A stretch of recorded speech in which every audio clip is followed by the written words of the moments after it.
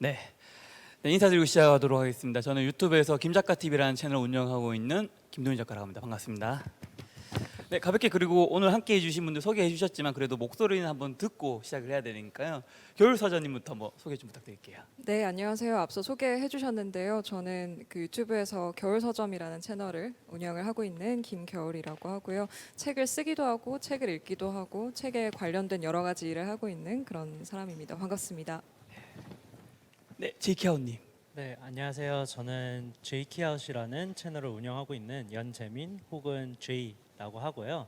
저는 유튜브에서 문화적 다양성에 대한 다양한 콘텐츠를 만들고 있는데 주로 이제 사회 실험 영상들이 조금 바이럴이 많이 돼서 그걸로 알고 계시는 분들이 많은 채널입니다.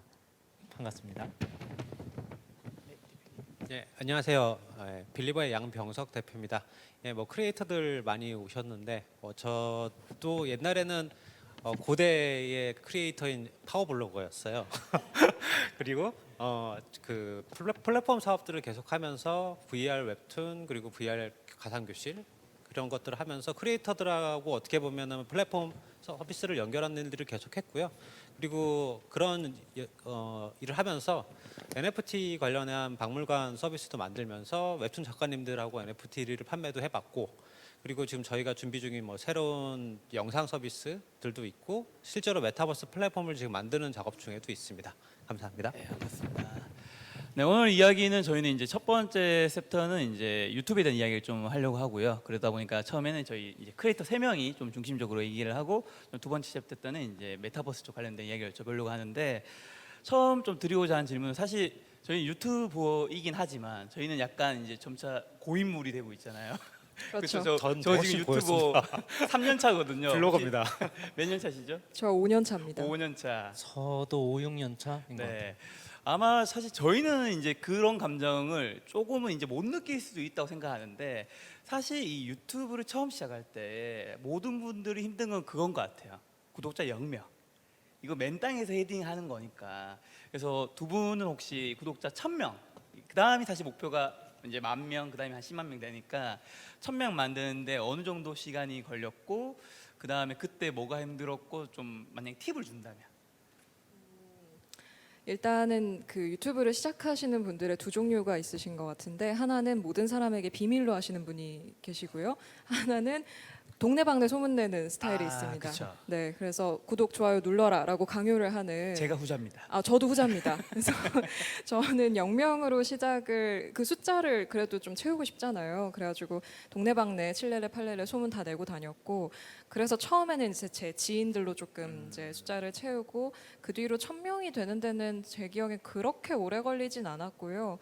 운이 좋게도 책을 다루는 채널이 그렇게 많지는 않았었기 때문에 제가 1000명 되는데 한두 달 정도 걸렸던 것 한두 달. 같아요. 네네. 금방 된 케이스죠. 3달 걸렸거든요. 되게 빠르시네요. 지금 많으시잖아요, 구독자가. 네. 제이키님 어떠세요? 제이키님은? 솔직히 말하면 거의 6년 전의 일이라 기억 잘안 기억이 나시죠? 가물가물하긴 한데 그거는 기억나요. 제가 첫 Q&A를 하면서 1269명 구독자 여러분 너무 감사합니다 막 이런 멘트를 했던 기억이 있는데 네. 몇 개월이 걸렸는지는 모르겠지만 저도 그렇고 겨울선님도 그렇고 조금 초창기 시작을 해서 그런지 사회 실험을 다루는 채널이 많이 없었어요. 그때 북튜버도 똑같고 그래서 비교적 좀 빨리 이루지 않았나 싶기는 합니다. 하지만 그만큼 빨리 시작하셨기 때문에 또 지금 구독자가 100만이 넘는다. 네, 다음 좀 질문 좀 드려볼까 하는데요. 자, 콘텐츠와 채널의 정체성을 찾기까지 사실 우리 많은 분들이 보셨을 때는 저희는 처음부터 사회 실험, 여기는 북튜버, 여기는 재테크라고 생각하지만 사실 모든 채널들이 그 정체성이 처음과 나중이 똑같은 건 꼭 아니잖아요. 하다 보면 그런 게 좀 힘든 부분이 있을 텐데 이런 콘텐츠 좀 먹힐 것 같다. 이건 내가 가장 잘할 수 있는 이야기다라고 확신하게 된 계기 좀 제키아오님부터 있을까요? 조금 답변하기 좀 어렵기는 하지만 너무 다양한 요소들이 있어서 저는 처음에 이 채널 이렇게 해야겠다라고 생각했던 거를 지금까지 유지하고 있는 유튜버 중 하나인데 전 애초에 처음 시작할 때 거의 한 달 정도 내가 잘하는 것, 내가 처한 환경 그리고 내가 남들과 다른 거 이런 것들을 쫙 리스트업을 해봤어요. 그랬을 때 교집합이 나오는 것들을 위주로 시작을 했는데 그게 이제 제가 한국인 남자애가 영어로 한국 문화에 대해서 알려준다는 것 뭐 이런 식으로 좀 나와가지고 이거를 가장 잘 보여줄 수 있는 포맷이 뭘까 생각을 하다가 뭐 인터뷰, 사회실험, 다큐 이런 식으로 이것저것 시도를 해봤는데 그 시도 속에서 사회실험이라는 게 조금 좀 잘 나오더라고요, 뷰가. 그래가지고 그러면은 사회실험 쪽으로 내가 보여주고 싶은 거는 있으니까 그걸 보여줄 수 있는 그릇이 뭘까, 포장할 수 있는 포장지가 사회실험이겠구나 해서 시도 속에서 좀 찾았던 것 같아요, 저 같은 경우. 교우서전님은요?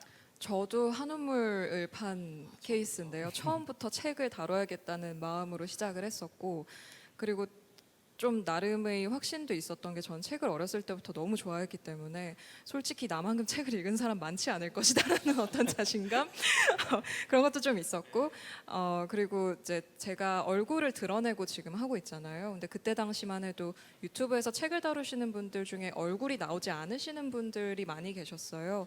근데 저는 원래 이제 음악 작업도 하고 있었어서 얼굴이 나오는 게 별로 두렵지 않았기 때문에 얼굴이 나와서 책에 대한 이야기를 그래도 나름의 어떤 유창한 언변으로 할 수 있는 사람이라는 어떤 판단 하에 네, 책에 대한 이야기를 꾸준히 하게 됐죠. 책에 대한 얘기가 나와서 그런데 혹시 그럼 지금까지 원래 책을 많이 본 분들은 사실 그 숫자를 종잡을 수는 없지만 대략 몇 권 정도 읽으셨는지 궁금하고, 그 다음에 아무래도 이제 교우서전님한테 가장 많이 던지는 질문 중 하나는 책을 좀 좋은 책 찾는 원칙 같은 거, 추천할 때의 원칙이라든가 네네. 그런 거 뭐 어떤 게 있을까요?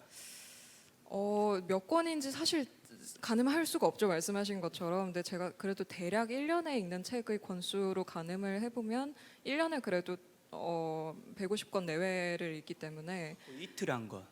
그렇죠. 뭐 적게 읽을 때는 뭐 100권 정도 읽을 때도 있고 뭐 더 아래가 될 수도 있지만 어렸을 때부터 계속 책을 워낙 읽었으니까 모르겠 네 자리는 되겠죠 아마. 네, 그래서 그 정도가 될 것 같고, 책을 그렇게 읽다 보니까 제가 읽는 책이나 추천하는 책의 기준 같은 게 제 안에 좀 생기게 됐는데요. 네네. 제가 읽을 책을 고를 때는 저는 이제 제 안에 데이터베이스가 있잖아요. 많이 읽었으니까 그렇죠, 그렇죠. 내가 좋아하는 작가, 좋아하는 출판사, 심지어는 뭐 좋아하는 편집자, 혹은 내가 좋아하는 출판사의 파생 출판사, 뭐 내가 좋아하는 작가가 추천한 작가, 뭐 이런 것들이 이제 생긴단 말이죠. 근데 그런 것들을 기준으로 해서 고르고, 소개를 하는 책들은 이제 그렇게 고른 책들 중에 내가 아주 지극히 개인적인 이유로 좋아하는 것에서 그치지 않고 사람들에게도 한 번 정도 권해 볼 만하다라는 판단이 드는 책들을 위주로 조금 고르게 됩니다. 그래서 작가님도 이제 네. 막 재테크 관련도 하시고 그쵸. 동기부여도 하시고 네. 뭐 자기개발도 하시고 책에 대한 것도 있고 하시잖아요. 좀 어떤 식으로 저는 사실 고르세요? 콘텐츠 결이 조금 많이 바뀐 네네. 케이스예요. 좀 아마 변화가 아시겠지만, 있으셨죠. 네. 맞아요. 저는 사실 유튜브 1년 차 때 구독자가 한 6, 7만 명 정도 됐었거든요. 6, 7만 명이 사실 되게 좀 애매한 숫자잖아요. 네네. 실패했다고 말했다기는 좀 애매한 거, 성공했다 말하기도 좀 애매한 건데, 그때 제가 자기 개발과 동기부여 책을 위주로 했었거든요. 그러다가 이제 많은 분들이 이제 작년 2020년에 동학개미 운동 그 파도를 타실 때 저도 같이 탔습니다. 아, 열심히 재테크로 갈아타서 네네네. 지금은 이제 제 채널 이름이 김작가 TV가 아니라 사람들이 김주식 TV로 바꿔라. 진짜 많이 바뀌긴 했더라고요. 맞아요, 맞아요. 많이 바뀌셨죠. 많이 바뀌어서 네. 역시 뭐 크리에이터 분야면 다 공감하시겠지만 역시 우리 유튜버들은 조회수에서 벗어날 수 없다. 저는 존학계라는 걸 인정하겠습니다. 근데 안 힘드셨어요? 혹시 처음에 잡았던 나의 네. 컨셉과 조금 달라진 거였잖아요.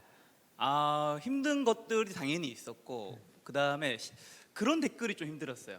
김 작가 초심을 잃었다. 아, 그런 댓글 꼭 달리죠. 아, 네. 근데 저는 점차 나중에 했는 생각이 뭐냐면, 초심은 과연 뭔가 그러면 내가 처음에 A라는 거를 만약에 창업을 했는데, A 아이템을 했는데 잘 사랑을 받고 못하고 있는데 내가 평생 이것만을 고집하는 게 정말 초심인 건가? 라는 생각을 하면서 다른 걸로 좀 바꾸면서, 확실히 사업가 기질이 조금 있으신 것 같아요. 그러니까요. 창업도 보면 A 아이템마다 맞아요, 안 되면 예. 이제 이거 다른 아이템을 맞아요. 바꾸잖아요. 그렇죠, 그렇죠. 맞아요. 그걸 전문 용어로 뭐라고 하지, 대표님? 피봇이라고 합니다. 그렇죠. 제가 갑자기 생각이 안 나왔습니다. 피번, 역시 전문가님이 계시니까 너무 좋네요. 자, 그럼 이제 다들 이제 유튜브 채널을 저희는 운영하고 있는데, 사실 몇 년, 한 1년 전, 2년 전만 해도 그 얘기가 굉장히 많이 들렸어요. 유튜브 영원하지 않다. 틱톡, 기타 뭐 다른 플랫폼도 굉장히 생기고 있다. 유튜브도 언젠가 싸이월드처럼 도토리 추억으로 남을 수 있다 이런 얘기하면서 뭐 위험성을 줬는데 좀 다른 채널 포트폴리오로 좀 확장해야 한다고 보시는지. 네, 이거는 대표님도 의견 좀 주실 수 있을 것 같아요. 예, 저는 그 플랫폼 사업을 하다 보니까 새로운 플랫폼이 등장을 하면 그 플랫폼은 포지션을 찾게 되어 있어요. 그래서 유튜브 대신 지금 틱톡이 나왔잖아요. 틱톡이 나온 건 틱톡만의 포지션을 사실 찾아간 거거든요. 그래서 만약 틱톡의 플랫폼에 뭔가를 확장을 하고 싶으시다. 그러면 틱톡에 맞는 컨셉을 찾으셔야 되고요. 반대로 유튜브가 틱톡을 따라잡을 수 있느냐? 그건 사실 좀 물음표예요. 왜냐면은 두 개가 뒤섞기가 생각보다 어렵거든요. 하나의 플랫폼이 나오면. 그래서 뭐 저희도 어떤 새로운 플랫폼을 만들 때 우리는 그럼 기존의 플랫폼과 뭐가 달라야 되지 이걸 되게 고민을 많이 하고 크리에이터들한테도 그럼 우리가 가진 강점을 어떻게 늘어내야 되는지를 되게 같이 고민을 합니다. 각자에게 맞는 플랫폼이 또 다를 수도 있다. 제키아님은요? 저는 다른 플랫폼을 시도해 보는 거는 되게 좋은 것 같은데, 그리고 말씀하신 것처럼 보는 타겟도 너무 달라서 뭐 10대, 20대는 틱톡을 더 많이 보고 그 외에는 유튜브를 더 많이 보고 이런 식이라 나를 알리는 방향으로는 좋은 것 같아서 시도를 많이 했었고 지금도 하고 있는데, 또 한편으로는 약간 너무 분산되는 순간 약간 나의 그 본업이라고 해야 되나요? 나의 그 집 메인을 잃는 느낌도 있는 것 같아서 참 어려운 질문인 것 같고, 그냥 계속 시도해보고 맞아 떨어지면 하는 거고 아니면 마는 거고 정도로 하고 있습니다. 그쵸. 저는. 하지만 그 본진은 지키면서. 네, 그 그게 제일 중요한 것 스타크래프트에서도 같아요. 본진 털리면 안 되니까. 본진을 지켜야죠. 그렇죠? 자, 겨울 사전님은요? 저도 거의 똑같은 생각이고요. 그리고 사실 지금에 있어서는 어쨌든 유튜브를 완벽히 대체할 수 있는 플랫폼은 어쨌든 지금은 없기 때문에 틱톡도 다 다른 시장을 겨냥한 거잖아요. 그러니까 일단 잘할 수 있는 거 내가 이 플랫폼에 맞는 걸 열심히 하고 다른 시도를 해보되 거기서 맞는 걸 찾을 수 있으면 이제 가는 거고요. 아니면은 잘할 수 있는 걸 계속 하는 게 맞지 않을까라는 생각을 합니다. 공통된 의견은 어쨌든 유튜브를 지금 쉽게 대체하는 건 현재까지는 없는 것 같아서 유튜브 잘하고 있다면 그 본진을 잘 지키면서 다른 걸 조금씩 점차 시도해 나가자. 그 정도는 좋은 것 같다가 모험당한 같네요. 키 포인트가 그냥 수익화인 것 같기도 해요. 맞아요, 맞아요. 그렇죠. 유튜브 그래서- 빼고는 다 안 해주니까. 그래서 그 다음 질문이 바로 이제 수익화인데요. 유튜브 수익이 사실 시청자분들은 구독자로 이제 비례해서 굉장히 생각을 하지만 저는 이제 굉장히 예전에 유튜브 크리에이터들 인터뷰도 많이 하면서 책도 내보고 하면서 느낀 게 그 크리에이터 말고는 절대 그 채널의 수익을 종잡을 수가 없더라고요. 그래서 제가 드리고자 하는 질문은 어떻게 보면 또 구독자 대비해서 이제 유튜브 수익이 작을 수도 있는 거잖아요. 그래서 이제 도서 출간이라든가 뭐 강연, 커뮤니티 모델로 이제 확장하는 유튜버들이 많은데 두 분께서는 좀 앞으로 채널 어떻게 지금 키워 나가실 계획이세요? 일단은 제 채널의 특성상 이제 책을 좋아하는 사람이 그렇게 많지 않기 때문에 이게 확장 가능성에 좀 한계가 있어요, 사실. 그렇죠. 연평균 독서량 10건. 네, 워낙 이제 책을 좀 읽어야겠다는 생각을 하는 분들은 많지만 그거랑 또 유튜브에서 구독을 하는 거랑 또 별개잖아요. 그런 이유 때문에 애초에 확장 가능성이 좀 낮은 채널이라 저는 그 처음에 유튜브 시작을 할 때부터 이게 큰 채널이 되리란 기대를 별로 하지 않았었고요.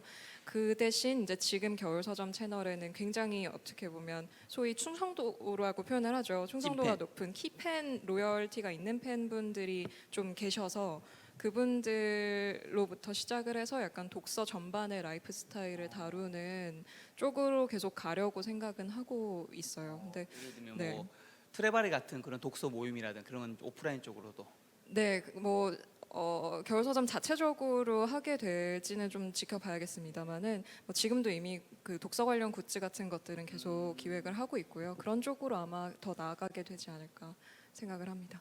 제키아님은요?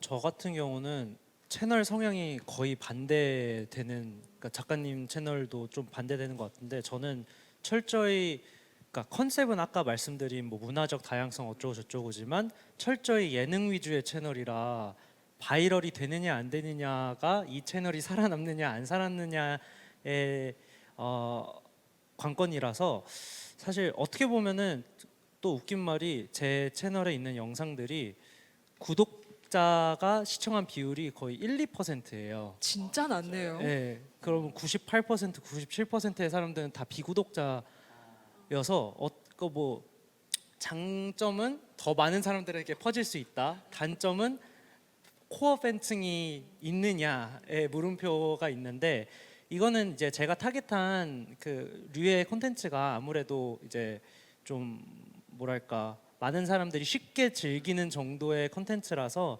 저는 말씀하신 것처럼 다양한 일, 뭐 브랜드도 해보고 뭐 강연도 해보고 다양한 것들을 해봤지만 요즘 점점 드는 생각은 본진을 지키자. 나는 바이럴 영상을 만들어야지 먹고 사니까 바이럴 영상 만드는 거에 집중을 하자. 옷 만드는 거 그만 만들고 영상이나 잘 만들자. 난 영상쟁이니까 이런 마인드로 좀 바뀌고 있습니다. 요즘은. 옷 만드는 것들도 얘기하시는데 좀 그런 쪽 수익 모델은 좀 괜찮은 편인가요? 어떻게 되나요? 솔직히 말하면은 망한 사업이기는 한데 저는 그 되게 마음 편하게 그냥 내가 해보고 싶어서 했던 느낌으로 했었어요. 그래서 뭐 망했지만 내가 즐거운 걸 했다라고 표현을 하는데 사실 콘텐츠 잘 나오는 것만큼은 절대 안 나오니 광고를 잘 만든다거나 콘텐츠를 잘 만든다거나를 하는 쪽으로 가는 게 맞지 않나 제이케어 채널은. 알겠습니다. 제가 괜한 질문을 했네요. 울고 있어요. 네. 김 작가님은 어떠세요? 좀 확장 계획이 있으세요? 저는 이제 사실 2020년에는 진짜 유튜브에만 올인을 했었고요. 다른 채널도 출연한 적이 거의 없었고 이제 저는 확장이란 게 그런 것 같아요. 이 말씀하신 이제 본진 같은 게 어느 정도 좀 탄탄해졌을 때는 계속 이 성 안에만 있을 수는 없는 거잖아요. 그래서 올해 이제 유튜브 3년 차라서 올해부터 이제 제가 또 책도 얼마 전에 냈는 것들이 있고 그 다음에 다른 채널에도 굉장히 좀 많이 출연하고 그 다음에 동영상 강좌 플랫폼에서 강좌를 만든다거나 지금 파이프라인을 조금씩 계속 늘려 나가려고 하고 있고 그 다음에 이제 아마 곧 이제 100만이 좀 넘어가면 그때부터는 또 다음 것들이 뭐가 있을지 계속 좀 고민하고 있는 단계인 것 같아요. 파이프라인을 뚫을수록 머리 터지겠더라고요. 그렇죠. 신경 쓸 게 너무 네. 많으니까. 근데 사실 저희 같은 유튜버들은 파이프라인이 되게 다양하게 있어야 되는 게 유튜브 수익이라는 게 사실 너무 왔다 중 갔다. 간식이 그러다 너무 보니까 심해요. 예. 우리의 정서도 이건 진짜 해본 사람만이 알 수 있는. 그렇죠, 그렇죠. 1월은 우울했다, 2월은 기뻤다가 뭐 맞아요. 조울증도 맞아요. 아니고. 예. 맞아. 3월은 너무 기뻤는데 4월은 떨어지면 뭔가 갑자기 망한 것 같고. 그렇죠. 내가 뭘 잘못했지? 막 이렇게 되잖아요. 사람들이 더 이상 나를 안 그만둬야 찾아주나? 나를 안 좋아하나? 막 이러면서 역시 유튜버들끼리 만나면 다 이런 얘기합니다. 그런가 봐요. 그다음 질문은 이제 콘텐츠 비즈니스에서 장기적으로 커뮤니티 비즈니스로 가야 한다는 이야기 좀 저도 요즘 꽤 많이 듣고 있는데 사실 뭐 요즘에는 코로나라서 이제 사회적 거리두기 때문에 못 하고 있지만 뭐 그 이전이라든가 좀 괜찮아졌을 때라도 구독자들과 오프라인 미팅들 같은 것들은 좀 하고 계신지. 일단 저는 아직까지는 한 번도 해본 적이 없어요. 저는 그 예스24랑 같이 하는 독서 모임을 한 적이 있는데 그때는 어쨌든 독서 모임이 원래는 사실 좀 소규모로 하잖아요. 뭐 6명, 7명, 많아봤자 10명 이 정도인데 사실 저는 그렇게 소규모로 열게 되면 그 욕을 하시기 때문에 지금 누구 코에 붙이라고 이 정도를 여냐. 약간 그런 반응이 그렇기 때문에 조금 이제 인원수를 넉넉하게 했었어요. 근데 그때도 그러니까 어쨌든 결국은 오시는 분들이 오시게 되기 때문에 그렇게 한번 해봤는데 어쨌든 좀 보람찬 경험이었고 해서 나중에 이제 코로나에 조금 저희가 이렇게 좀 다른 방향으로 적응을 하게 되면 비슷한 뭔가를 해볼 수 있지 않을까라고 이제 생각은 하고 있는데요. 좀 아직은 구체적으로는 모르겠습니다. 네. 역시 찐팬이 많으니 부럽습니다. 저도 오프라인 뭐 그런 거 나중에 해보고 싶은 마음이 있는데 네. 열었는데 아직 뭐 구독자 100만 명인데 네. 한 10명 지원해. 저도 그게 그럴까 걱정돼요. 봐 예. 못하겠어. 그래서 에이. 오히려 부러워요. 아, 그렇진 않겠죠. 코어 팬이 되게 중요한. 100만 그러니까요. 유튜버인데. 너무 네. 자, 어떠세요, 제이케어님은? 저는 사실 김 작가님과 똑같은 걱정으로 사실 그런 걸 열어본 적은 없는데 안 그래도 경기도 1인 크리에이터 지원 사업을 통해서 세계 여행을 다녀왔던 적이 있어요. 그때 나라마다 그냥 길거리 인터뷰도 할 겸 외국인 구독자도 많으니까 뭐 예를 들어 필리핀에 나 여기 주소에 있는 카페에 있는데 여기서 작업할 건데 놀러 올 사람 놀러 와 이런 식으로 했는데 한 10명, 20명 이렇게 오더라고요. 그래서 얼떨결에 팬미팅 아닌 팬미팅을 한 적은 오. 있어요. 해외에서 해외 번개를 팬미팅. 쳤는데 네. 20명이 이야. 30명이 그쵸, 예, 번개죠 말하자면. 이야. 근데 매 각국마다 그렇게 이렇게 하다 보니까 와. 글로벌 스타시네요. 다르네. 역시 글로벌은 달라. 아니, 근데 글로벌은 제가 봤을 달라. 때는 제 채널을 봐서 오시는 분들도 있겠지만 약간 한국인 유튜버가 왔어? 나도 구경해야지. 약간 이런 느낌으로 오신 분들도 있는데 어쨌든 감사하죠 제 입장에서는. 근데 그거를 경험하고 나서 거기서 오는 에너지가 있잖아요. 맞아요. 10명만 와도 5명만 와도 그 기분 때문에라도 저는 해보고 싶은데 한국에서는 잘 모르겠고 저는 이제 아마 해외에서 하지 않을까 한다면 저는 나중에 하게 된다면 이제 찐팬이 비슷하게 없다고 하신 제이케아님께서 이제 한국에서 여는 거 보고 그 숫자들 보고 저를- 나도 한번 확인해보고 저 실험체로 실험체로 내가 그 실험을 할 필요는 없으니까. 자, 이번에는 좀 단독 질문 좀 몇 가지만 좀 드려보려고 하는데요. 이제 김겨울님, 이제 겨울서전님. 네. 사실 시작하실 때는 정말로 저도 이제 작가란 직업을 가지고 있었으니까 이 채널 원래부터 알고 있었는데 그때만 해도 진짜 북튜버가 거의 없었죠. 이제 북튜버계의 시조 할머니 약간 조상님 말 돼가지고 네. 이럴 수 있는데 지금 굉장히 많아졌잖아요. 그렇죠. 전보다는. 그렇죠. 지금 겨울 서점에 그러면 다른 채널과 비교했을 때 차별화 포인트는 뭐라 생각하세요? 네, 북튜브 채널이 많아지긴 했는데 이게 북튜브라는 이름으로 묶어서 그렇지 사실 되게 다른 성질의 채널들이거든요. 그러니까 사실 김 작가님이 하셨던 채널도 북튜브로 시작하셨지만 겨울서점과 다른 결의 채널이었잖아요. 거기서 잘 안 돼서요. 그러니까 어쨌든 네, 근데 그러니까 북튜브 채널이 많아졌지만 어쨌든 각자가 다 다른 개성을 가지고 있는 채널들이고 겨울서점의 경우에는 제가 책을 읽는 관점이 많이 투영되어 있는 그런 채널인데 저는 정말 장르를 가리지 않고 거의 모든 장르를 다 읽는 편인데 딱 안 읽는 장르를 이제 하고 계세요. 제가 약간 자기개발 재테크, 이쪽을 자기개발. 잘 안 하기 때문에 근데 어쨌든 그런 쪽을 제외하고선 거의 모든 장르를 다 읽고 그리고 그렇다 보니까 겨울서점에서 다루는 책의 장르도 되게 다양해지고 그리고 책을 대하는 태도 자체가 제가 뭐 요약을 해서 이렇게 던져주거나 아니면 협박을 하거나 그러니까 책을 읽지 않으면 너의 인생이 망할 것이다 뭐 이런 식의 이제 협박을 하거나 그런 유튜버 썸네일들이 있었죠. 좀. 네, 이제 저는 그런 말을 하기가 조금 약간 저의 기질에 안 맞더라고요. 그래가지고 그런 식의 저의 태도가 반영이 되기 때문에 그런 전반적인 부분들을 구독자분들이 좋아해 주시는 게 아닌가. 그러니까 책을 그냥 곁에 두고 지내는 라이프 스타일 자체를 좀 좋아해 주시는 게 아닐까라는 생각을 하고 겨울서전님 있습니다. 유튜브 채널 들어가면 뭔가 일단 인상이 굉장히 너무 선하셔서 사실 되게 착함다는 느낌과 하나는 네. 약간 서점에 와 있는 듯한 느낌이 들어요. 아, 그렇죠, 그렇죠. 다른 채널은 그냥 책을 본다는 느낌이라면 여기는 좀 더 약간 서점 같다는 느낌이 드는데 뒤에 책이 많아가지고 아. 네. 근데 아까 자기개발 책은 안 읽으신다 했잖아요. 잘 안 읽습니다. 네.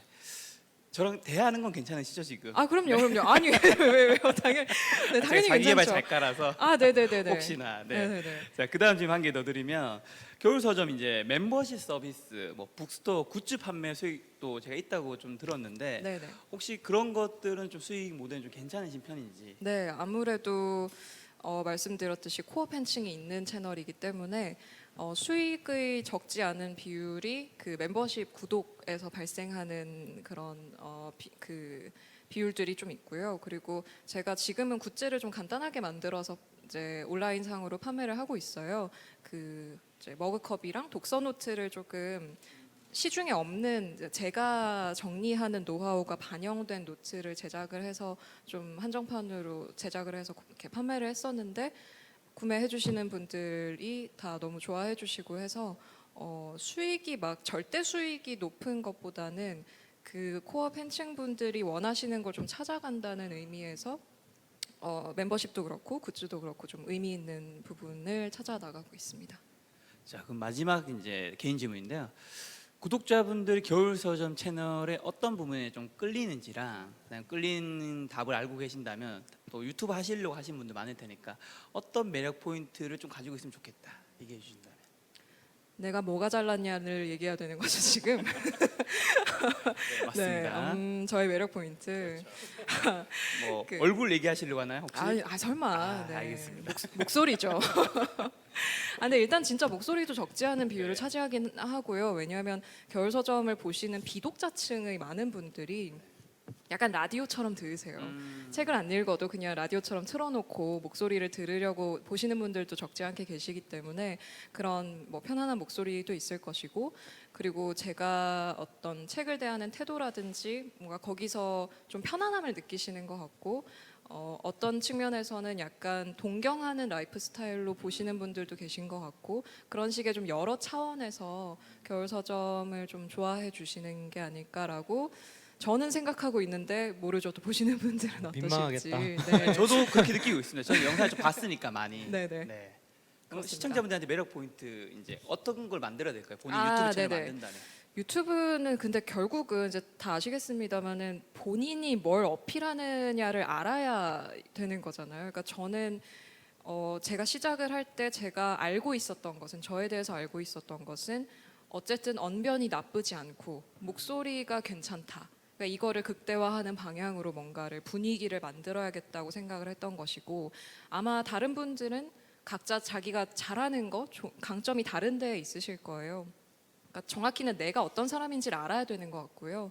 거기서부터 시작을 하는 게 제일 중요하다고 생각을 하고, 그래야만 그 버티는 시간을 잘 버틸 수 있고 본인에게 맞는 영상을 만들 수 있기 때문에 본인의 장점과 약점을 정확하게 알고 시작하는 게 중요한 것 같습니다. 자기가 좋아하고 잘하는 걸 하지 않으면 사실 그 돈이 안 되는 시기를 버틴다라는 거. 그게 너무 힘들죠. 맞아요. 본인이 재미가 없으면은 맞아요. 그 시기를 버틸 수가 없어요. 돈이 안 되면 재미라도 있어야 되는 그렇죠, 그렇죠. 그렇죠. 둘 중에 하나는 있어야 하나는 되잖아요. 있어야죠. 네. 맞습니다.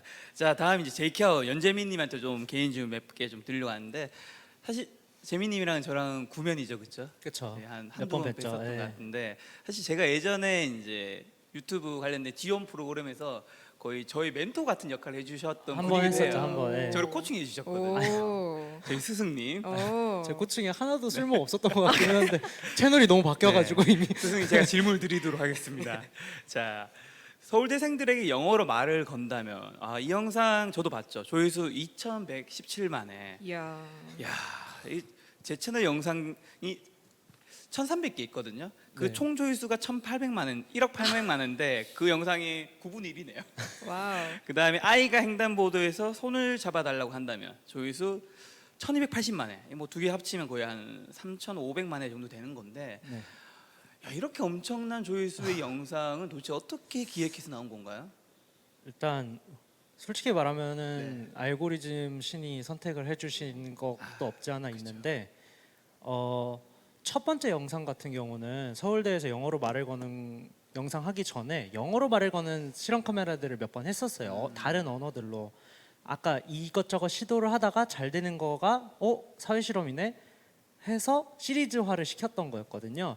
그랬을 때 여기서 조금 더 뭐랄까 조금 트위스트를 줄 수 있는 게 뭘까라고 생각을 했을 때 한국에 있는 탑 1% 학생들의 영어 실력도 궁금하지 않을까 싶어서 이제 제작을 했던 건데, 이거는 터질 줄은 알았는데 이제 이 정도로 터질 줄은 몰랐던 케이스고, 두 번째 영상 그 아이가 횡단보도에서 손을 잡아달라 한다면 같은 경우에는 커뮤니티에서 어떤 사람들이 어떤 아기가 갑자기 횡단보도 옆에 쓰더니만 손을 덥석 잡더래요. 그리고 같이 건넌 다음에 손 놓고 감사합니다 하고 가더래요. 이런 썰이 있는데 그 썰을 보고 너무 이거 귀엽다. 너무 귀엽다, 나 해야겠다 해서 이제 제작을 하게 됐는데, 이거는 진짜 역대급 속도로 일주일 만에 1,000만이 나와가지고 저도 와 제 했던. 한 달 전체 영상의 조회수가 1,000만입니다. 엄청난 거 아니에요? 1,000만이면? 근데 되게 높은데요? 네, 되게 영상 한 높으신데요? 영상 한 개로. 아, 그렇긴 하. 둘 다 되게 높네요.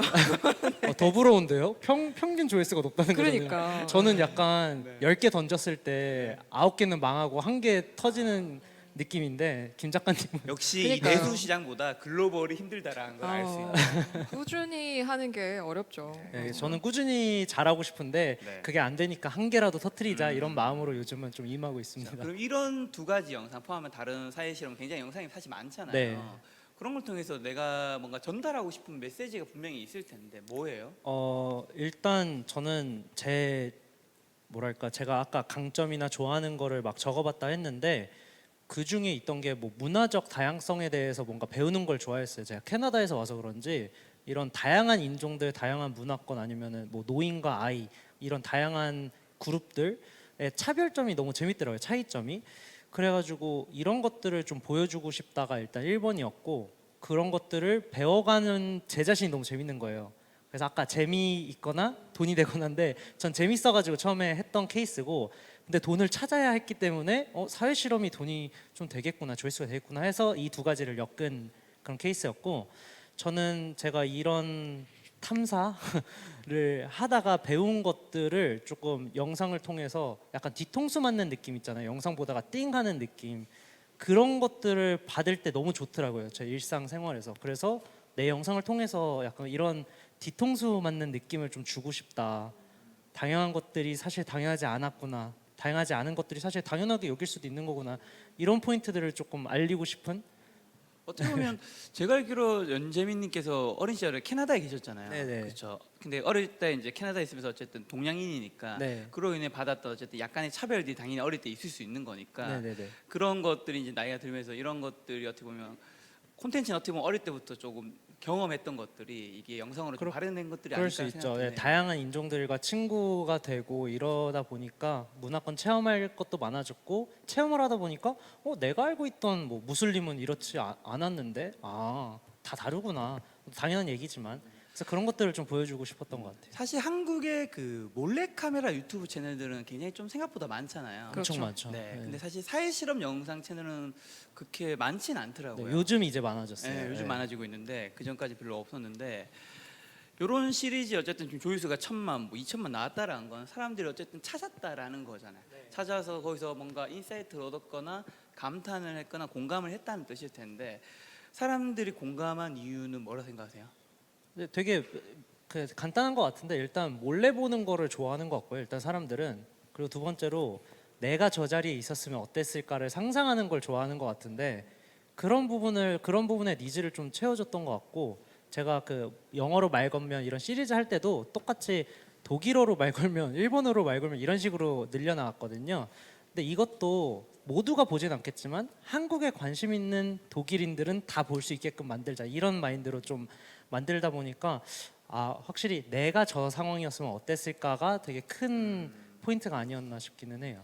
알겠습니다. 자, 이제는 저희가 현장에서 제가 질문 드리는 게 아니라 또 저희 시청자분들도 함께 보시고 계시니까 뭐 제페토 메타버스에서 질문 혹시 좀 준비가 되었을까요? 네, 화면 혹시 준비된 게 보여진다면 지금 같이 해서 또 질문을 가져보는 시간을 가지고요. 만약에 10초 안에 준비가 안 된다면 다시 돌아가도록 하겠습니다. 네, 지금 잠깐 준비가 좀 덜 된 것 같아서 다시 또 제가 질문을 좀 드리도록 하겠습니다. 이번엔 저희가 좀 너무 질문만 계속 하셔가지고 그러니까 숨이 차요. 그렇죠. 고마워요. 네, 역시, 질문 저희가 드려야 될 것 같아요. 역시 배려의 아이콘. 배려의 두번은 아이콘. 다르다. 지금 김 작가님 이렇게 저희가 아까 뭐 피보니 얘기도 했지만 지금은 그러면 재테크 쪽이 제일 주력이신 거세요? 아니면 다른 것들도 좀 더 생각이 있으세요? 지금 가장 주력하고 있는 건 이제 재테크에서도 이제 주식과 부동산이 네. 대표적 뭐 비트코인까지 친다면 네네.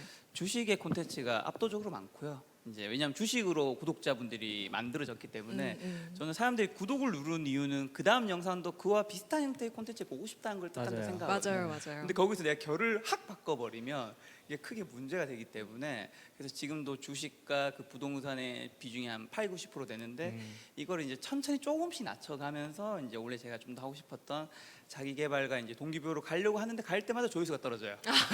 그게 참 악순환의 반복이죠. 그게 참 어렵다, 네. 그죠? 그렇죠. 네. 그러면서 이제 좀 약간의 힘듦을 느끼면서 이 조회수의 이 존학계에서 어디까지 난 과연 벗어날 수 있는 것인가 그 고민을 하고 있는데 어쨌든 뭐 주식 시장도 어쨌든 작년에 굉장히 핫했지만 올해는 그 정도까지는 아니기 때문에 영원히 사람들이 또 그걸 찾는 건 아니라서 요즘에는 이제 플랜 B 또 콘텐츠들을 좀 준비는 하고 있죠. 찾고 있고.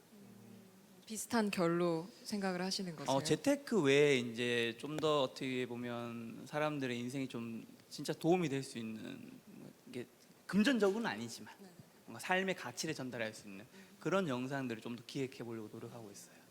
그럼 저도 하나 질문을 드리고 싶은데 네. 인터뷰 베이스 채널이잖아요. 네. 굉장히 많은 사람들이 인터뷰하신 것 같은데 뭐 예를 들어 수능 만점자 같은 경우에도 섭외를 도대체 어떻게 하셨나 뭐 이런 것들이 궁금하더라고요. 너무 대단하신 분들이 많이 나와서 그래서 인터뷰 섭외는 좀 어떻게 하세요? 인터뷰 섭외는 사실 예전에 제가 올림픽 금메달리스트 분들을 섭외한 적이 있는데 그분들 섭외하는 건 좀 쉬웠어요. 사실 올림픽 금메달리스트가 사실은 수능보다는 글로벌에서 1등 한 그쵸. 거니까 이름이 적혀 그쵸. 있으니까. 네. 위상을 날린 거, 또 그분들이 더 이름도 알려져 있으니까 더 힘들다 생각할 수 있는데 사실 올림픽 금메달리스트는 이제 SNS를 다 하시잖아요. 그리고 그분들 메시지를 보낼 창이 열려 있고 섭외가 한 10명 정도 되면 그분들은 다 같은 태능, 지금은 이제 다른 진천 선수촌에 있잖아요. 그분이 소개를 잘해줘. 이게 계속 건너서 연결고리가 레슬링 생기는구나. 소개시켜줄까요? 네네네. 복싱 이제 이렇게 소개시켜줘서 그런 건 쉬웠는데 수능 만점자는 사실 되게 힘들었어요. 제가 30명 정도를 인터뷰했었는데 이분들은 이제 학생의 시절에 굉장히 너무나도 엄청난 성과를 보이긴 했지만 이름이 막 알려진 건 아니잖아요. 그러다 보니까 이분들을 일단 찾는 게 너무 힘들었고 찾은 다음에도 이분들한테 연락할 방법이 없는 거예요. 그래서 일단은 제가 수능 만점자 알려져 있는 이름이 알려져 있는 210명의 이제 인적 사항을 최대한 다 리스트업을 하고 흥신소처럼 리스트업하고 그다음에 그분들이 모든 SNS를 찾기 시작했죠. 페이스북, 거의 뭐 인스타그램. 탐정사무소네요. 네. 네. 그렇게 다 메일과 뭐 메시지 보내고 그렇게 한 10명 섭외된 것 같고 그다음에 한 또 한 5, 10명 정도는 그 수능 만점자들은 어쨌든 대부분 좋은 대학 갈 거잖아요. 네. 대부분 서울대 아니면 연세대, 고려대에 있어요. 그다음에 뭐 문과라면 서울대 경영학과, 그다음에 뭐 그 경제학과, 그다음에 이과는 의대. 거기 그 학과 사무실에 찾아갔죠. 사무실을 또 가셨어요? 아, 학과 대단하시네요. 사무실 찾아가서 와. 이제 기획안 드리면서 네. 제가 이런 식의 콘텐츠를 만들고자 하는데 저한테 연락처를 요즘 개인정보 그런 게 심하기 때문에 줄 수 없을 테니 이런 거 관심 있는 학생들한테 좀 전달을 해달라. 그렇게 해서 또 한 5에서 10명. 남은 10명은 수능 만점자는 수능 만점자를 알더라고요. 진짜요? 그렇죠. 그렇죠. 오. 왜냐면 같은 과에 수능 만점자 친구들이 많을 거잖아요. 어. 그렇게 해서 이제 지금은 사실은 예전보다 굉장히 쉬워졌습니다. 이 구독자 수가 좀 그쵸. 쌓이면서 그래도 실행력이 되게 대단하시네요. 네. 발로 뛰셨네요, 진짜. 네. 저도 구독자 작은 시절이 있었으니까요. 원래 그때는 다 열심히 하고 그 맞아요. 후에는 이제 인스타 이런 식으로 이메일로만 그냥 맞아요. 집에 앉아서 섭외하고 맞아요. 편하게. 네, 편하게. 예, 저희 김 작가 TV 채널 이 정도로까지 키우는데 굉장히 몇 단계 피벗하고 확장이 좀 있었을 것 같은데 채널의 정체성 확립을 하기까지 어떻게 그 과정을 거쳤는지 좀 말씀해 주실 수 있어요? 네, 제가 구독자 7만 명 때까지가 이제 유튜브 1년 차였는데 그때 이제 연재민님도 그때 유튜브 멘토로서 만나 뵙고 여러 가지 이야기도 하고 열심히 하는데 그런 생각이 들었어요. 저는 사람들이 계속해서 나를 안 찾는데 이거를 계속 고집하는 것도 그냥 예를 들면 흔히 사람들로 친다면 꿈이라든가 목표가 있는데 그 꿈이 계속 안 이루어지는데 계속 그걸 붙잡고 있는 것도 저는 조금 안타까울 수 있다고 생각했거든요. 그래서 저는 그때 이걸 좀 내려놓자. 그러면 지금까지 내가 좋아하는 걸 했다면 사람들이 지금 좋아하는 거 한번 내가 해보자 하면서 이제 두 번째 피벗을 한 거고요. 그 다음에 이제 지금은 또 세 번째 피벗을 왜냐면 여기서 또 정체되어 있으면 이제 유튜버들은 다 생존에 대한 위기감이 있잖아요. 그래서 세 번째 고민을 하고 있죠. 네. 결국 저는 이 질문 한 가지 드리고 싶어요. 우리 크리에이터들에게 연재민님에게 김겨울님에게 김 작가에게 조회수란 뭔가? 재민님 조회수란 뭔가요? 제 약간 생명줄이라고 해야 될까요? 생명줄과 그 달콤한 물, 젖과 우유, 꿀 이런 거 아닐까요? 그렇죠. 너무 공감 갑니다. 근데 사실 저는 좀 네. 고집이 어, 있어서 네. 약간 조회수도 고려를 하지 않을 수는 없지만 네. 제가 하고 싶은 것도 하고 싶거든요. 그래서 저는 어쨌든 사실 유튜브 채널이 지금 20만이 넘긴 하지만 그게 유튜브 전체에서 봤을 때 되게 큰 수거나 그렇진 않잖아요. 근데 그럼에도 불구하고 제가 갑자기 어느 날 뭐 무슨 데카르트 5분 요약해드림 이런 거 안 하는 이유는 제가 하고 싶지 않기 때문이거든요. 그러니까 그걸 하시는 분들은 당연히 존중하는데 제가 그런 걸 하고 싶지 그렇죠, 않기 그렇죠. 때문인데 하면 분명히 조회수가 잘 나올 걸 알고 있지만 그게 저에게 맞지 않는다면 저는 하지 않는 사람이고 그래서 사실 조회수가 되게 중요하지만 저에게도 저에게는 그래도 조금 부차적인 네, 요소인 것 같아요. 야, 제가 사실 만나 뵌 분 중에서는 유튜버 중에서는 가장 뭐 이렇게 표현이 맞을지 모르겠 가장 순수하게 유튜브 하는 네, 쪽인 것 같아요. 사실. 고집이 센 거죠. 약간 예술가 기질이 좀 맞아, 있으신 것 맞아. 같아요. 쪼가 좀 있죠. 어떻게 보면 또 김겨울님께서 그거를 쫓는 건 좀 뭔가 안 어울리는 것 같기도 해요. 사실 말씀하신 것처럼. 아니, 보시는 분들도 그런 걸 좋아해 주시는 것이기도 하고요. 그리고 네. 저는 직업이 또 여러 개가 있으니까 책도 쓰고 뭐 라디오 DJ도 하고 하니까 네. 그래서 이런 게 가능한 것 같기도 그쵸. 합니다. 나는 파이프라인이 많으니까 괜찮다. 아직 버틸만하다. 아직 버틸만. 유튜브 안에도 네네네. 들어온다. 네. 제가 생각하는 조회수는 뭐 저희 전부입니다. 나의 전부. 나의 전부. 어. 나의 하루의 기분을 좌지우지하는 뭐 아주 솔직하게 그렇게 고백을 하도록 하겠습니다. 자, 혹시 뭐 제페토 뭐 메타버스 질문 이번에 좀 준비가 되었을까요? 네. 역시 이 메타버스 세상이 아직은 쉽지 않아요. 다가가기 네. 쉽지 않습니다. 언젠가 아마 곧 우리가 또 다가갈 텐데요. 자, 우리 양별수 대표님한테 또 오래 기다리셨죠. 질문 좀 드려보려고 합니다. 오늘 컨퍼런스 핵심 주제 가운데 하나가 메타버스 혁명과 플랫폼의 확장인데 일단 지금 하고 계시는 NFT 프로젝트 사실 이 NFT가 뭔지 모르시는 분도 굉장히 많을 것 같아요. 이거를 좀 구체적으로 설명해 주실 수 있으면 좋을 것 같고 그다음에 실제로 이제 저희 같은 크리에이터 분들에게 이게 어떤 기회가 좀 될 수 있을지. NFT를 구체적으로 설명하면 재미가 하나도 없으실 거고요. 네. 왜냐하면 그냥 기술 용어밖에 안 나올 거기 때문에. 간략하게 부탁드립니다. 뭐의 약자인가요? 너무 포지블 토큰? 그래서 쪼개지지 않는 토큰이란 뜻이에요. 아, 그래서 어렵네요. 대체 불가능한 토큰. 네. 맞죠? 그래서 사실은 쪼개지는 토큰을 이해하는 게 쉽거든요. 왜냐하면은 그 거래소 가시면요. 0.0000001 이렇게 나오잖아요. 그래서 네네네. 쪼개진다라는 거고요. 근데 걔는 안 쪼개져요. 1이에요, 그냥. 그렇기 때문에 그런 건데 토큰이라는 게 사실은 개발 용어로는 그냥 영수증입니다. 네. 예, 그냥 영수증이 다예요. 그래서 대학 그 계약하실 때 도장 쿵 찍잖아요. 그냥 그런 거라고 보시면 돼요. 그래서 그래서 낙관을 찍는 거하고 유사하다라고 생각을 하시면 되고. 그래서 컨텐츠 비즈니스 입장에서는 영수증으로 본다면 사실은 저작권에 좀 가깝다고 보시면 돼요. 아니면 사인을 해주시거나. 그러니까 책을 파실 때 사인을 해갖고 주면은 그 누구 작가님 사인이라고 해서 더 비싸게 팔릴 수 있잖아요. 그런 느낌 정도라고 보시면 되고.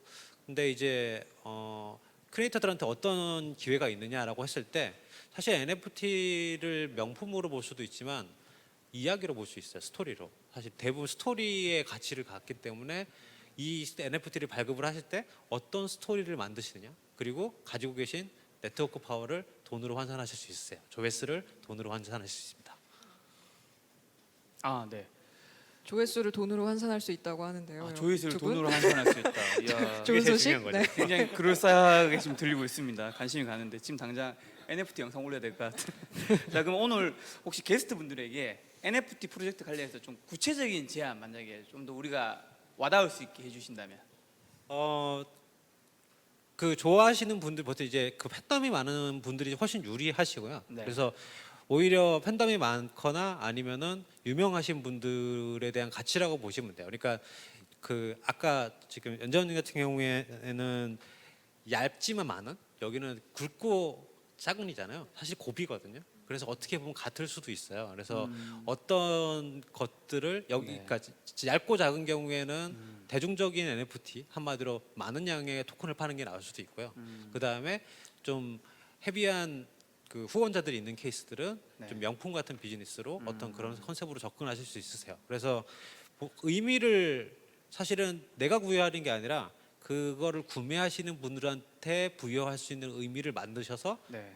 그게 GIF 영상이어도 되시고요. 아니면은 뭐 심지어는 오프라인에 뭔가를 조금 주셔도 돼요. 네, 그런 것들을 기획을 하시면 됩니다. 그러면 스토리를 파는 거네요. 네, 말 스토리를 그대로. 파는 것입니다. 사실은. 저희가 조금은 짓궂은 질문 하나만 하겠습니다. 짧게 해주시면 되는데요. 3명이니까요. 3명 중에 NFT 내가 여기 투자한다면 어디에 투자하지? 어차피 2명은 선택 안 받기 때문에 2명이 다수라서 괜찮아요. 그러네요. 그렇죠. 1명만 선택해야 됩니다. 패자들끼리 그 패자들끼리 나누는- 소주 한잔 하시죠. 네. 제 경력에 보시면 네이버 웹툰 PD가 적혀 있는데요. 네네네. 네이버 웹툰 PD한테 어느 작품을 좋아하세요라고 그러면 절대 대답하지 않습니다. 네, 왜냐면 작가님들의 눈치가 있기 때문에 예, 대답을 못 하겠습니다. 잘 피해 가시네요. 방송 끄시고 나중에 네. 이제 각자 이제 혹시 조언을 알겠습니다. 해드리겠습니다. 네. 자, 곤란한 질문 드렸으니까 원래 질문 예정대로 드릴게요. 저 사실 NFT 얼마 전에 저도 영상을 찍어서 좀 관심 있게 본 적이 있는데 재앙의 소녀 짤방에 NFT를 붙였더니 5억 원에 팔리고 뉴욕 타임즈나 포브스는 칼럼이나 잡지 표지에 NFT를 이제 붙여서 팔기도 하는데 이런 열풍이 사실은 거품이란 얘기도 저는 굉장히 많이 들었거든요. 이게 과연 그 정도의 가치가 정말 있는 것이냐 하는데 이런 열풍 과연 얼마나 좀 더 갈 거라고 보고 그 다음에 사람들이 어떻게 보면 이런 것에 투자하는 이유 좀 뭐라고 보세요? NFT가 거품이냐? 아니라고 봅니다. 네. 왜냐하면은 NFT는 무형의 자산에 대해서 가치를 부여하는 그냥 수단을 이제 안 것뿐이에요, 사실은. 그리고 사실 무형의 자산에 대한 가치를 표현하는 가장 기본적인 건 저작권이거든요. 저작권을 아직 안 붙여서 가격이 그걸 것뿐이고요. 네. 예를 들어서 그 5억 원에 팔린 것이 저작권이 붙는다. 네. 그러면 곱하기로 더 늘어날 수도 있어요. 결국은 그 밈이 가진 브랜드 가치거든요. 사실 그 밈만큼의 조회수를 만드시는 게 얼마나 힘드신 건지 다 잘 아시잖아요. 네, 그렇죠. 예, 그 브랜드 가치인 거예요. 그래서 시장은 계속 커질 거라고 생각을 하고요. 그래서 NFT는 관련되어 있는 주식들을 지금 다 미친 듯이 오르고 있잖아요. 그런 차원에서 보시면 되고 거의 모든 인터넷 비즈니스들의 기본 인프라가 될 가능성이 높습니다. 저는 뭐 만약에 NFT가 앞으로도 지속이 된다면 어떻게 보면 우리 유튜브가 지금은 이제 시장의 초입기는 아니잖아요. 굉장히 좀 많은 분들이 지금은 이제 레드오션이라고 볼 수 있는 건데 사실 NFT는 아직까지는 굉장히 많은 사람들에게 좀 기회가 있는 좀 시장이지 않을까. 그래서 많은 분들이 공부를 해보면 좋다는 생각이 좀 들었고요. 자 이제 전체 이제 크리에이터 분들이 또 질문 한번 드려볼까 하는데요. 자 유튜브 플랫폼 언제까지 영향력이 있을 거라고 보시나요? 그걸 장담할 수 있는 사람이 여기 있을까요? 그런 없죠. 질문을 저희에게 네. 되게 어려운 질문인 네. 것 같은데. 네. 근데 그러니까 유튜브를 뭔가가 대체하려면 그러니까 새로운 플랫폼의 힘으로 된다기보다는 그러니까 우리가 TV나 영화를 주로 보던 세대에서 유튜브 정도의 어떤 주의 집중 시간이 가능한 세대로 넘어온 거잖아요. 그런 어떤 전반적인 세대 전체의 그 어떤 멘탈리티 변화가 있어야 이게 변화가 가능한 게 아닌가라는 생각이 들고요. 지금은 우리가 유튜브에서 한 짧게는 뭐 5분 내외, 길게는 한 20분 내외 정도 되는 영상에 우리가 집중을 하는 것에 맞춰져 있기 때문에 지금으로선 유튜브가 뭐 쉽게 뭐 사라지거나 그럴 것 같지 않아 보이지만 만약에 그것보다 주의 집중의 패턴이 바뀌는 세대가 된다면 유튜브도 아마 위기를 겪게 되겠죠. 근데 그게 당장은 아닐 것 같다. 그렇죠. 네, 약간 저는 구글을 믿기 때문에 저도요. 구글이 이미 구글 다 화이팅! 먹어버려가지고 저희는 사실 구글의 직원입니다. 그렇죠. 네, 그래가지고 구글 사실 화이팅! 네. 말씀하신 것처럼 이 패턴이 바뀌어도 구글이 그에 맞는 플랫폼을 유튜브를 변환시킨다던가 새로 그렇죠. 내지 않을까 싶지 유튜브가 사지 싶을 것 않을까요? 같거든요. 네, 뭐 사거나 그렇죠. 그래서 결국에는 저희는 이제 구글의 그렇죠. 노예들이 된 거 그렇죠. 아닐까. 네. 저는 이 영향력에 대해서 제가 유튜브 예전에 책을 내면서 굉장히 많이 고민해봤는데 사실 거의 쉽게 바뀌긴 힘들 것 같아요. 저는 솔직히 왜냐하면 이제 많은 분들이 싸이월드 얘기하면서 많은 걸 하는데 어쨌든 싸이월드는 내수 시장의 플랫폼이었기 때문에 저는 그게 한계가 되게 어느 정도 있었다고 보는데 유튜브는 어쨌든 글로벌인 거고 그 다음에 두 번째가 영상의 시대로 넘어가 버렸고 사실 이게 다시 텍스트와 이미지로 시대로 간다는 건 저는 불가능하다 보거든요. 왜냐하면 영상의 시대에는 텍스트랑 이미지가 같이 있는 거니까. 그다음 세 번째는 이 유튜브 사실 휴대폰이 대부분 두 개 중 하나잖아요. 그렇죠. 애플 아니면 삼성. 네. 삼성의 그 소프트웨어는 안드로이드잖아요. 안드로이드는 구글이 만들었고. 네. 그래서 삼성 휴대폰에는 유튜브 그냥 깔려 있거든요. 그렇죠. 그렇죠. 역시 구글이 네, 구글이 힘을 내줄 짱이다. 것이다. 네, 구글만 믿고 네. 있으면 된다. 그러니까요. 네. 아이고, 갑작스럽게 질문이 좀 들어왔네요. 네.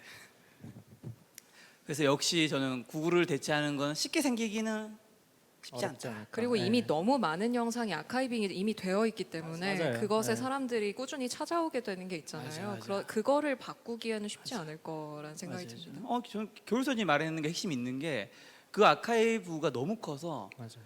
우리가 사실 영상 하나 만드는 게 몇백 메가 몇 기가씩 하잖아요. 그거를 다 견딜 수 있는 서버가 과연 어디서 만들기는 구글이 그냥 돈이 많아서 그쵸. 뭐 새로운 거 나와도 다 사고 아카이빙도 다 하고 그런 구글만 부분이 믿고 있으면 됩니다. 있다는 생각이 들었습니다. 네. 시청자분들 이제 메타버스 연결이 좀 원활하지 않아 유튜브 댓글창에 이제 질문을 만약에 좀 남겨주신다면 저희가 이제 네, 질문 들어왔네요. 네, 질문 좀 죄송하지만 저희가 잘 안 보이는데 슬라이드 쇼로 좀 크게 좀 해주실 수 있을까요?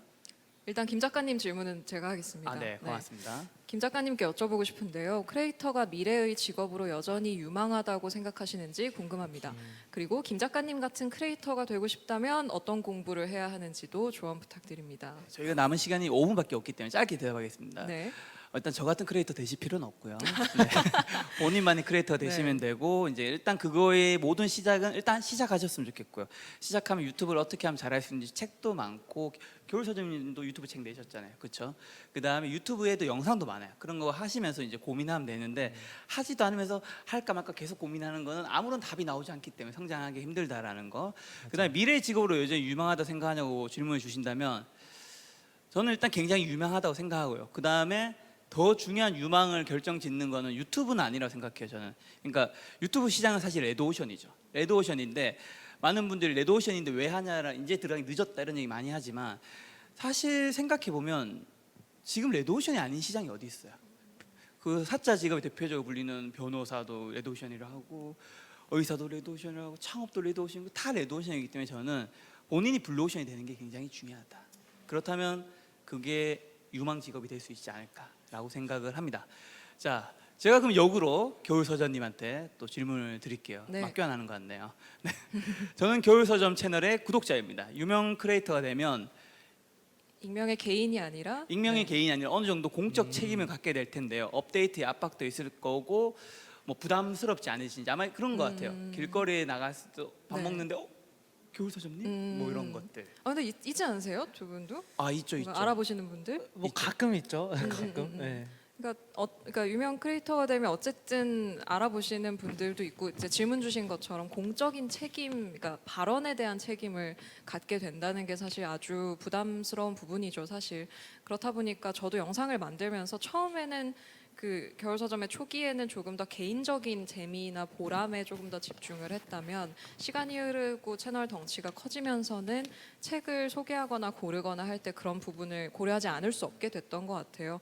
그래서 분명히 그런 식의 부담이 있지만 그것을 감수하는 직업인 거죠. 그것을 하는 직업이기 때문에 뭐 업데이트의 압박이나 책임에 대한 부분을 가지고 그냥 가는 직업이라고 생각을 합니다. 알겠습니다. 저희가 사이좋게 둘이서 질문 주고받았기 때문에 네. 이제 연재민님이 대표님한테 질문 좀 부탁드릴게요. 네. 양병석 대표님께 질문드리겠습니다. 재미삼아 NFT를 몇 번 발행해봤는데 전혀 거래가 없었습니다. NFT의 가치를 끌어올리려면 어떤 기획과 전략이 필요할까요? 현재 NFT를 거래하는 마켓이 크게 오픈시랑 그 다음에 최근에 국내에서는 메타파이 정도가 있는데요. 현재 메타파이 같은 경우에는 국내 유저들이기 때문에 사실은 조금 판매는 조금 더 유리해요. 그리고 사시는 분들도 약간 조금 실험에 가까운 느낌에 좀 가깝고요. 그래서 그분들한테 얘가 오를 거다라는 기대감을 갖게 만드는 게 첫 번째 국내는 중요한 부분이고요. 해외 오픈시 같은 경우는 일단 되게 글로벌이에요. 근데 반대로 글로벌 사람들한테 글로벌 유저들한테 내 NFT는 그냥 굉장히 많은 소음 중에 하나처럼 보일 가능성이 굉장히 높거든요. 그래서 굉장히 유니크한 컨텐츠로 보이거나 아니면은 꾸준히 디지털 마케팅에 대한 전략을 같이 세우셔야 됩니다. 그래서 유튜브에서 노출이 어렵다고 MCN 같이 해서 중간에 에이전시들이 발생을 했잖아요. NFT도 장기적으로는 그런 에이전시들이 많이 생길 거라고 생각을 하고요. 저희도 웹툰 같은 경우에는 작가님이 직접 판매하기 여러모로 어렵기 때문에 저희가 에이전시 역할을 조금 하면서 그 디지털 마케팅에 대한 역량이나 이런 것들을 스터디하고 있습니다. 알겠습니다. 마지막 질문입니다. 저희가 이제 방송이 끝날 때가 돼가서요. 사실 10년 전만 해도 우리가 유튜브에서 이렇게 많은 사람들을 만나고 그다음에 요즘 초등학생 미래 희망 직업 5위에 6인가 뭐 이제 유튜버가 들어갔다고 하는데 그만큼 이제 유튜버가 직업이 되고 저희 또한 유튜브에서 이렇게 정체성을 찾을 줄은 몰랐던 것 같은데 지금 삶에 두 분은 만족하세요? 저는 만족합니다. 네. 네. 전 10년 전에 저는 글 쓰는 사람을 꿈꾸고 있었기 때문에 그리고 책에 대한 계속 관심과 이 곁에 있고 싶다는 생각을 네. 했었기 때문에 저는 충분히 지금 책과 음악 곁에 있는 삶을 살고 있다고 네. 생각하고 그걸로 매우 만족합니다. 네. 저도 똑같이 10년 전에 저는 영상을 하는 사람이지 않을까라는 생각을 했었는데 똑같이 영상을 하고 있게 만족을 하고 그것보다 더 좋은 거는 내일 재밌는 일을 하면서 뭔가 맨날 재밌는 걸 하면서 돈을 벌 수 있구나라는 그 포인트가 너무 즐거운 것 같아요. 그래서 앞으로도 꾸준히 잘 해보고 싶습니다. 저는 이 질문이 되게 인상 깊었던 게 제가 예전에 유튜브 책을 쓸 때 크리에이터분 23명한테 마지막 질문이 행복하냐라는 질문을 했었고 유튜버로서 근데 제가 직업을 굉장히 많은 분들 다양하게 만나봤는데 이렇게 행복하다고 많이 말하는 직업군이 거의 유튜버가 압도적이었던 것 같아요. 실제로 그분들이 뭐 인터뷰라서 그렇게 형식적으로 하려고 한 게 아니라 뭔가 지금 말씀하신 것처럼 자기가 좋아하는 일을 하고 더구나 좋아하는 일도 오래 하시다 보니까 잘하고 거기다가 내가 수익까지 벌게 되면서 굉장히 좀 안정되면서도 행복한 삶을 좀 꾸려가는 모습에 제가 유튜버로서 굉장히 초창기 때 굉장히 좀 열심히 해야 되겠다는 생각을 했는데 두 분 대답 들으니까 또 그때 생각이 좀 굉장히 많이 나네요. 자, 마지막 시청자한테 하고 싶은 말은 양병석 대표님만 시간 관계상 부탁드리도록 하겠습니다. 크리에이터 분들한테 하는 얘기니까 사실은 크리에이터의 컨텐츠는 다 똑같습니다. 사실은 컨텐츠의 핵심은 아이디어 그리고 재미 그리고 고객하고 소통 그 보시는 분들하고 소통이니까 그런 포인트들을 잘 찾아서 멋진 크리에이터들의 세상을 만들면 좋겠고요. 저희는 뭐 그 사업을 하는 입장에서 어떻게 그것들을 잘 연결할까 또 고민을 하고 싶습니다. 예, 감사합니다. 알겠습니다. 오늘 만남의 손님은 김겨울님, 그다음에 연재민님, 그다음에 양병선님이었습니다. 지금까지 여러분의 소중한 시간을 함께 해주셔서 지금까지 여러분의 소중한 시간을 함께 해주셔서 정말 감사드리고요. 여기까지 사회자 김 작가였습니다. 감사합니다. 감사합니다. 고생 많으셨습니다. 고맙습니다.